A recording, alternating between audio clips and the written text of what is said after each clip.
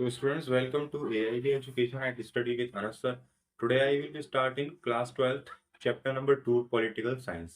So last class में हमने chapter number 2 के कुछ पॉइंट्स पढ़ लिए थे, यानी कि यूरोपीय संघ और आसियान संघ क्या होता है, ये हमने कवर कर लिया है। अगर आपने वो वीडियो नहीं देखी है तो पहले आप जाके प्लेलिस्ट में वो वीडियो देखिए, तभी आपको आगे का चैप्टर समझ में आएगा। क्योंकि जो चैप्टर ये क्लास 12 है हमारी, ये इसके अंदर पॉलिटिकल साइंस जो इसके सारे चैप्टर जो हैं वो पीछे वाले चैप्टर से लिंक है। अगर हम पीछे वाला चैप्टर यानी लास्ट चैप्टर फॉर एग्जांपल नहीं पढ़ेंगे तो हमें आगे वाला चैप्टर समझ में ही नहीं आएगा। जैसे कि मैं अगर यहाँ से डायरेक्ट जाके 5वां चैप्टर पढ़ लूँ, मैंने शुरुआत के चैप्टर पढ़े ही नहीं, तो मुझे वो उतना प्रॉपर वे में समझ नहीं आएगा। इसीलिए जो ये चैप्टर्स है हमारे वो सब लिंक है आपस में।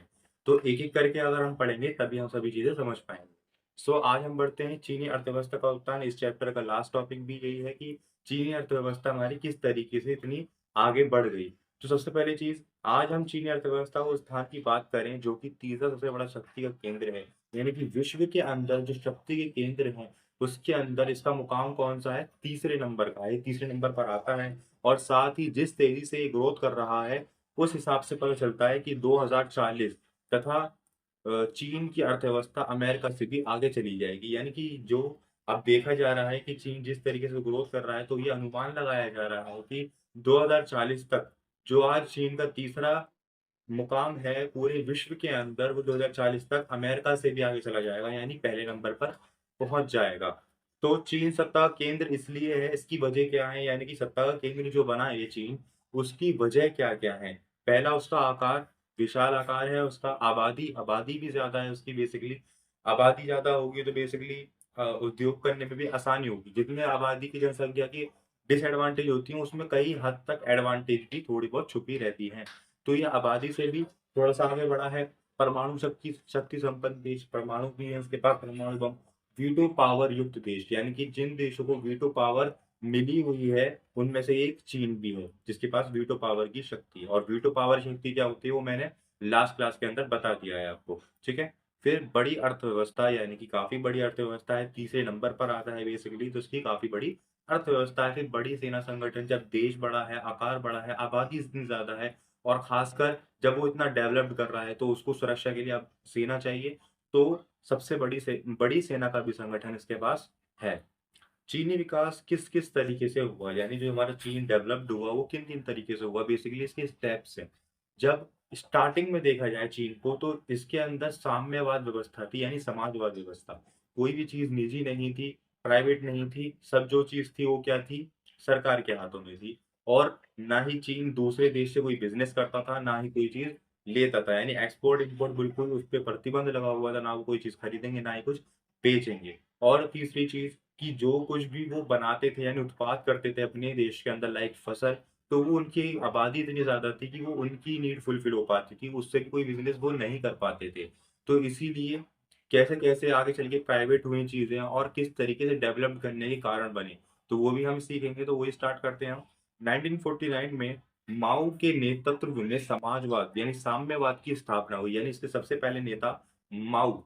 1949 में उनके नेतृत्व में क्या हुआ, समाजवाद यानी साम्यवाद की स्थापना हुई। जब माओ का शासन चल रहा था तब उन्होंने अपनी अर्थव्यवस्था पर पूरी तरह से रोक लगा रखी थी, जैसे कि मैंने अभी आपको बताया। अर्थात ना ही कोई बाहर से आकर अपना सामान बेच सकेगा और ना ही अपना सामान कोई उद्योग दूसरे देश में लगा सकेगा। वो देश के अंदर ही होता था, बड़ा क्षेत्रफल के कारण यही कृषि काफ़ी की जाती थी, परंतु जनसंख्या के कारण तो देश के अंदर ही खत्म हो जाया करती थी। यानी कि जो माओ का शासन चल रहा था, तो माओ के शासन के अंदर ना ही हम एक्सपोर्ट कर सकते थे कोई सामान, ना ही इम्पोर्ट कर सकते थे। सबसे बड़ा इसका क्षेत्रफल था, वो क्या था? कृषि, यानी कृषि के ऊपर ज़्यादा डिपेंड था ये देश। बट कृषि ज़्यादा होने के कारण भी इनका कोई फ़ायदा नहीं हो रहा था, क्योंकि इनकी आबादी इतनी ज़्यादा थी। जो कृषि के द्वारा कुछ उत्पाद हुआ करता था, वो इनकी आबादी को ही फुलफ़िल करने में लग जाता था, उनकी सैटिस्फैक्शन को पूरा करने में, ठीक है? 1970 में नए प्रधानमंत्री का नेतृत्व हुआ, यानी कि 1970 में एक नए प्रधानमंत्री बने, वो कैसे बने? जब माओ की मृत्यु के बाद, यानी माओ की मृत्यु हो गई थी, जो पहले प्रधानमंत्री थे, पहले नेता थे उसके, उनके बाद 1970 में नए प्रधानमंत्री बने। जब नए प्रधानमंत्री का नाम था क्या? चाउ एन लाई। चाउ एन लाई। और इन्होंने एकांतवास को समाप्त किया और सबसे पहला संबंध उन्होंने अमेरिका के साथ जोड़ा और निर्यात शुरू किया। यानी कि 1970 ऊपर वाले जब माओ का शासन था तब क्या हो रहा था, ना हम एक्सपोर्ट कर सकते ना इम्पोर्ट कर सकते थे। उन्होंने पूरी अर्थव्यवस्था पे रोक लगा रखी थी, प्रतिबंध लगा रखा था। बट जब 1970 में नए प्रधानमंत्री बने, क्या नाम था उनका, चाओ एन लाई, तो उन्होंने क्या करा, एकांतवास को खत्म किया। यानी कि जो एक्सपोर्ट इम्पोर्ट पे प्रतिबंध लगा हुआ था उसको उन्होंने खत्म किया। उन्होंने बोला कि भाई हम भी एक्सपोर्ट इम्पोर्ट करेंगे और अपनी अर्थव्यवस्था को आगे बढ़ाएंगे। बट उन्होंने सिर्फ उद्योग के मामले में वो इन चीजों को खोला था, और सबसे पहला संबंध उन्होंने उद्योग के लिए किसके हाथ मिलाया था, अमेरिका से। यानी पहला जो उनकी बिजनेस ट्रांजेक्शन जो थी वो किसके साथ हुई थी, अमेरिका के साथ हुई थी। और उन्होंने निर्यात शुरू किया था। यानी कि उन्होंने जो इम्पोर्ट एक्सपोर्ट पे था उसमें निर्यात शुरू किया था। अभी एक चीज बाकी थी, आयात न आगे, जो आयात की कंडीशन थी वो बाकी थी। सिर्फ और सिर्फ उन्होंने निर्यात की जो स्थापना शुरू कर दी थी कि भाई हम अपनी अर्थव्यवस्था को आगे बढ़ाना है। चाउ एन लाई ने किन बातों पर खास ध्यान दिया था, ये काफी इंपॉर्टेंट क्वेश्चन है और एग्जाम के पॉइंट ऑफ व्यू से भी आ जाता है ये मिड टर्म के एग्जाम में। उसमें क्या था कि बेसिकली आपको पूछा जा सकता है कि चाउ एन लाई ने किन किन बातों पर विशेष ध्यान दिया था। तो वो ये बातें थी, पहला एग्रीकल्चर, यानी कि उन्होंने कृषि पर ज्यादा ध्यान दिया। जो जितना क्षेत्रफल वन के ऊपर था उन्होंने वन कटवा के वहाँ कृषि लगाई। और कृषि लगाने के बाद जब कृषि बढ़ी तो थोड़ा बहुत जो उनके पास बचने लगा सामान, और वो उससे भी आयात निर्यात करने लगे। फिर उद्योग यानी बिजनेस के ऊपर भी ध्यान दिया। सेना के ऊपर ध्यान दिया कि भाई सेना बढ़नी चाहिए, सेना शक्तिशाली होनी चाहिए हमारी। फिर विज्ञान और प्रौद्योगिकी, यानी कि बेसिकली इन सभी चीजों के साथ साथ अपने एग्रीकल्चर, अपने उद्योग के साथ साथ उन्होंने क्या करा, विज्ञान और प्रौद्योगिकी के ऊपर भी काफी ध्यान लगाया कि हम इस क्षेत्र में भी आगे बढ़ सकें और तरक्की हासिल कर सकें। उन्होंने खास इन सभी चीजों पर इसलिए ध्यान दिया क्योंकि चीन 6% से ग्रोथ कर रहा था, परंतु 3% से जनसंख्या भी बढ़ रही थी। इन्होंने, चाओ एन लाई ने इन बातों पर, इन विशेष चीजों पर इसलिए ध्यान दिया था कि चीन ग्रोथ तो कर रहा था, बट 6% की बेस पे वो ग्रोथ कर रहा था। बट 6% के साथ साथ वो ग्रोथ कर रहा था तो 3% हर साल, यानी हर जब देखा जा रहा था डेटा, तो 3% की जनसंख्या भी बढ़ रही थी।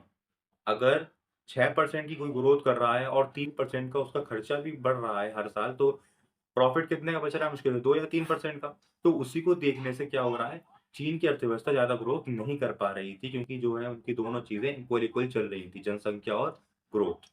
तो 1978 में दंग शियो दंग शियोपैंग प्रधानमंत्री बने, एक नए प्रधानमंत्री बने 1978 में, डेंग शियोपैंग, ठीक है? प्रधानमंत्री बने और उन्होंने खुले द्वार की नीति को अपना दिया।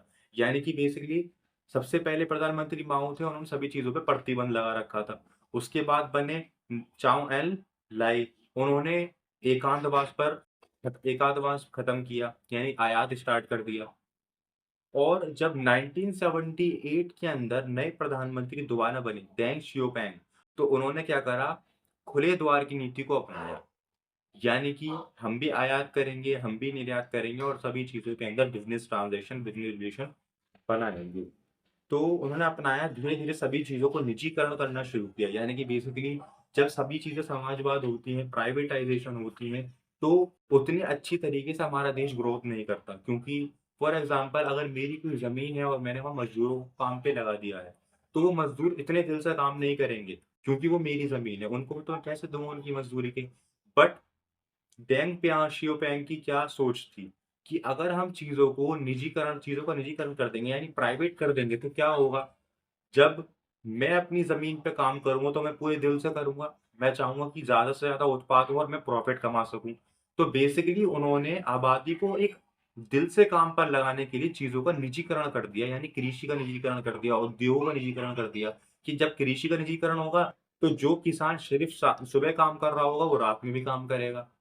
जो उद्योग निजीकरण में चला जाएगा, तो जो वर्कर्स सुबह काम कर रहे थे, वो शाम को भी करेंगे। तो बेसिकली अपने सैटिस्फैक्शन को पूरा करने के लिए वो ज़्यादा से ज़्यादा मेहनत करेंगे। और इनडायरेक्टली देखा जाए तो उससे देश का भी विकास हो रहा है। तो इसलिए उन्होंने चीज़ों का निजीकरण करना शुरू कर दिया। 1982 में कृषि का निजीकरण कर दिया, फिर 1998 में उद्योग का निजीकरण कर दिया, और कुछ समय बाद उन्होंने अपने देश में SEZ यानी स्पेशल इकोनॉमिक ज़ोन, विशेष आर्थिक क्षेत्र की स्थापना की। बेसिकली ये वो क्षेत्र होते हैं, आपने नोएडा के अंदर भी देखा होगा, कि जहाँ पर फैक्ट्री एरिया होता है, ठीक है? फर्म एरिया होता है। तो बेसिकली जो ये सरकार का एरिया होता है, स्पेशल इकोनॉमिक जोन, अगर इसके अंदर हम अपना व्यापार लगाते हैं तो हमें सरकारी तरफ से कुछ फैसिलिटी प्रोवाइड होती है, लाइक इलेक्ट्रिसिटी, टैक्स या और भी कई तरह की चीजें हो सकती हैं। तो इन्होंने इसकी स्थापना करी विशेष आर्थिक क्षेत्र की, कि आप हमारी जमीन के हमारे इस क्षेत्र के अंदर उद्योग लगाइए और कुछ सरकार के बेनिफिट लीजिए। सहायता उपलब्ध की जैसे कि बिजली और टैक्स, मैंने बताया आपको। फिर 2001 में चीन डब्ल्यूटीओ यानी वर्ल्ड ट्रेड ऑर्गेनाइजेशन का मेंबर बन गया और आयात निर्यात पूर्ण रूप से शुरू कर दिया। अभी तक क्या था, सिर्फ और सिर्फ हम क्या कर रहे थे, हमने भी पढ़ा था, हम सिर्फ और सिर्फ निर्यात शुरू किया था अभी। बट जब चीन वर्ल्ड ट्रेड ऑर्गेनाइजेशन यानी डब्ल्यूटीओ का मेंबर बन गया, ये हमने 11th क्लास की बिजनेस की बुक में पढ़ा था कि वर्ल्ड ट्रेड ऑर्गेनाइजेशन क्या होता है। तो जब ये उसका मेंबर बना तो इसने पूर्ण रूप से क्या कर दिया, आयात निर्यात शुरू कर दिया। और आज के समय में देखा जाए तो ज्यादातर चीजें हमें चीन की ही देखने को मिलती हैं, चीन और जापान की। ठीक है? तो यही कुछ स्टेप रहे चीन को एक सुपर पावर बनाने के लिए, एक सुपर पावर के रूप में वर्क करने के लिए। और इतनी जल्दी सुपर पावर इसलिए बन गया क्योंकि इसने समझदारी से काम लिया। सबसे बड़ी बात ये भी होती है कि जब अगर ये इतनी जल्दी सुपर पावर बना, तो ऐसे काम तो और भी देशों ने किए होंगे, बट नहीं, इसने जो है वो अपनी समझ से और दिमाग से काम किया। इसने सोवियत संघ की तरह नहीं किया कि एकदम सभी चीज़ों का निजीकरण कर दिया और इतिहास की सबसे बड़ी गेराज सेल लगा दी, जिसके अंदर बड़े-बड़े उद्योगों को लाखों रुपए में बेच दिया गया, करोड़ों की चीज़ लाखों में बेची गई। इसने ऐसा नहीं किया। इसने धीरे-धीरे चीज़ों का निजीकरण करा और एक सुपर पावर के रूप में ये उभरा। ठीक है? तो अर्थव्यवस्था को खोलने के कुछ नकारात्मक पहलू बताइए, या फिर नई आर्थिक नीति को अपनाने के कुछ नकारात्मक पहलू क्या हैं? तो बेसिकली ये आप समझ लीजिए कि दुनिया के अंदर जो कुछ भी चीज़ होती है, उनके 2 पहलू ज़रूर होते हैं, एक सकारात्मक और एक नकारात्मक। जहाँ पर एक अपनी अर्थव्यवस्था को खोलने के लिए इतनी सारी अच्छी चीज़ सामने आई, इतना ग्रोथ करा हमारा देश, तो उससे क्या हुआ, कुछ नकारात्मक पहलू भी बनकर आए सामने। वो क्या थे? पहला बेरोज़गारी, दूसरा महिलाओं की स्थिति ठीक नहीं, भ्रष्टाचार और असमानता।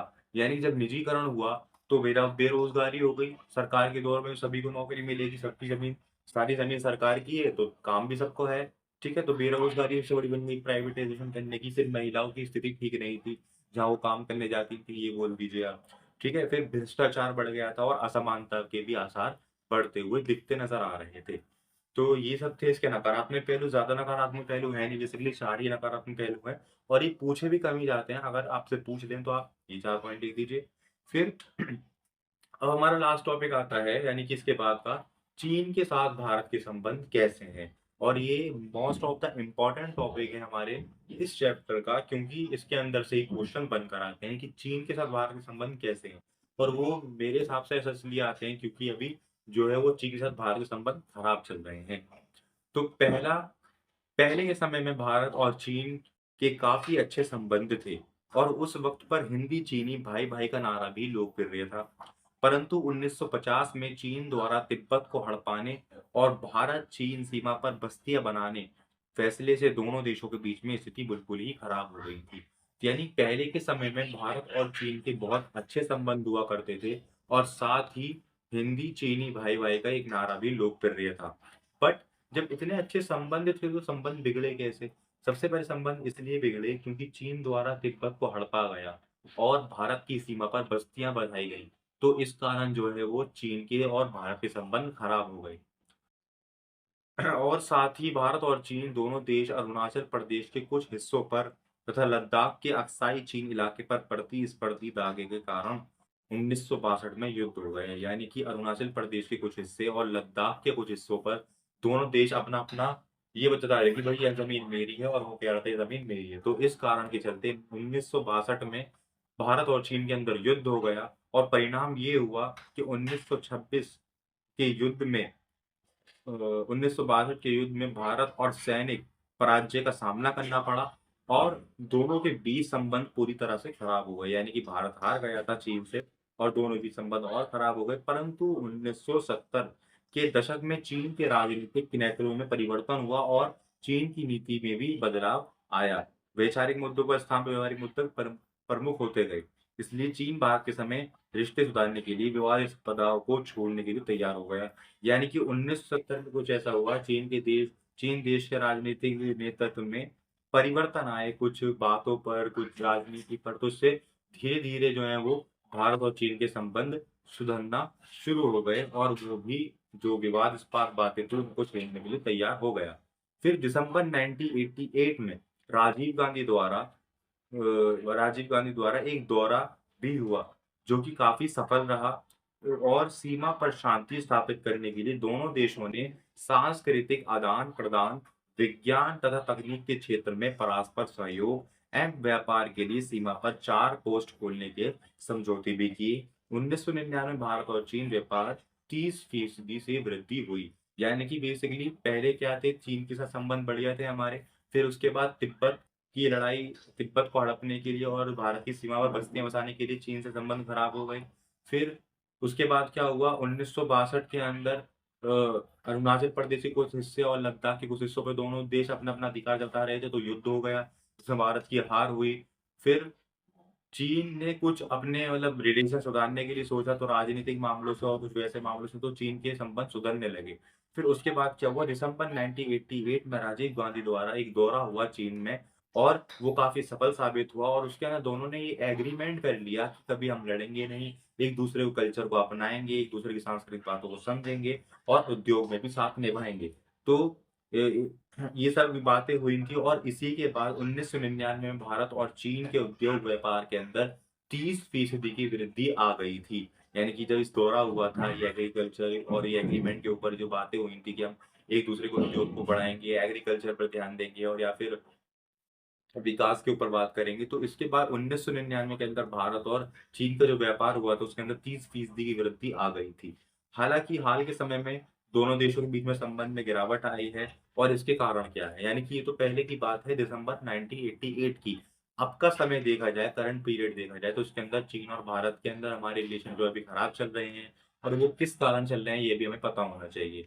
पहला सीमा विवाद, यानी सीमा के ऊपर विवाद चल रहा है, जो सीमा के ऊपर मतलब चीन कब्ज़ा करा हुआ है हमारे हिंदुस्तान की, तो उसपे विवाद चल रहा है और चीन-पाकिस्तान आर्थिक मलियार, यानी कि चीन पाकिस्तान के ऊपर थोड़ी हेल्प कर रहा था उसको, कुछ हमारे बीच में लड़ाई हो गई थी पाकिस्तान की, तो चीन के द्वारा सपोर्ट किया जा रहा था पाकिस्तान को, तो उससे भी क्या है, हमारे संबंध खराब हो गए कि आप तो हमारे दुश्मन को ही सपोर्ट कर रहे हो।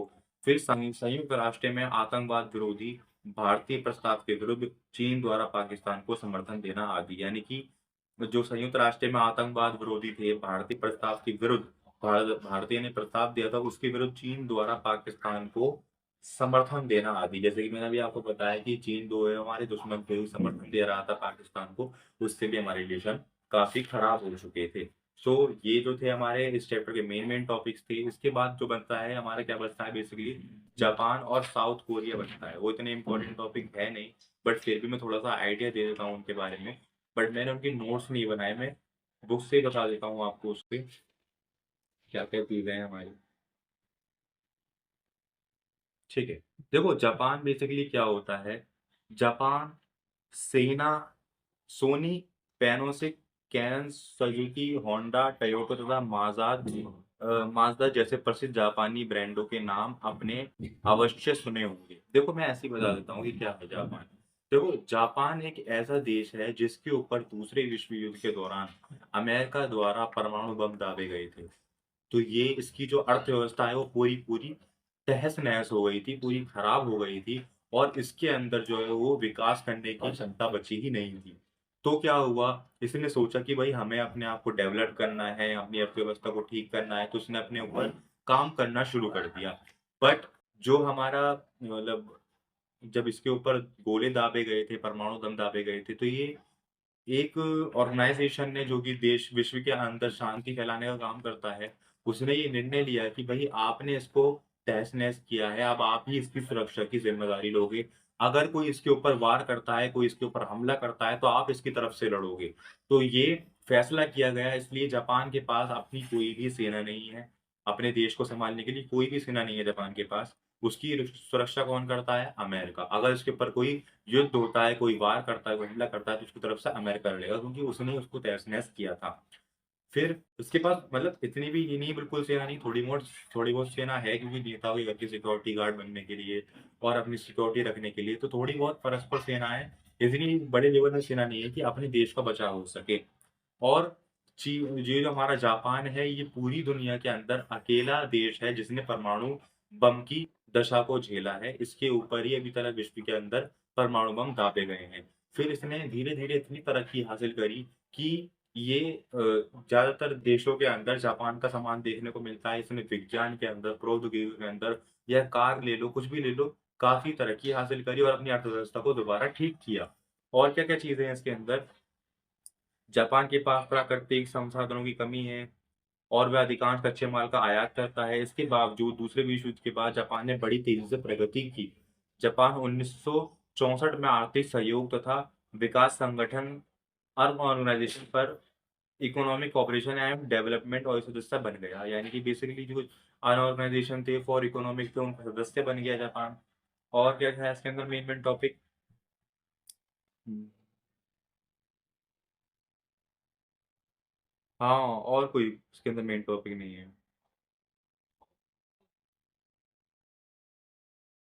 और इसका ये बता रखा है कि संयुक्त राष्ट्र संघ के बजट में आशंदन यही संयुक्त राष्ट्र संघ का जो बजट होता है, उसके हिसाब से देखा जाए तो जापान का सबसे बड़ा बजट होता है 1951 में।